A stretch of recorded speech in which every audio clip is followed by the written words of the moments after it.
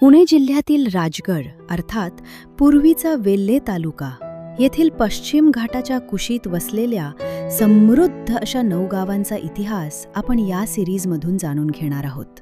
लोककथा ऐकणार आहोत. या प्रवासाची सुरुवात आज आपण करतो आहोत साखर गावापासून.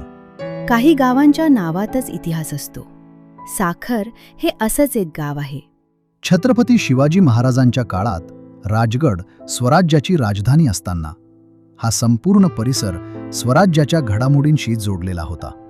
छत्रपती शिवाजी महाराज आग्र्याहून सुटून सुमारे 2 महिन्यांच्या प्रवासानंतर राजगडावर पोहोचले. त्यावेळी स्वराज्यात आनंदोत्सव साजरा झाला. या उत्सवाच्या वेळी महाराजांनी हत्तीवरून साखरेचे वाटप केले.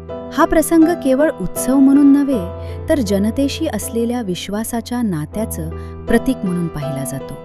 आणि याच स्मृतीतून या भूमीला मिळालं एक नाव, साखर. काळाच्या ओघात गावात बदल झाला.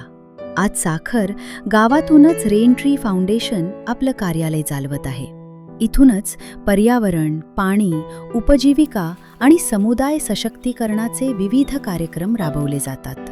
जिथे कधी स्वराज्याच्या घडामोडी घडत होत्या तिथूनच आज लोकांच्या आयुष्यात परिवर्तन घडवण्याचे प्रयत्न होत आहेत.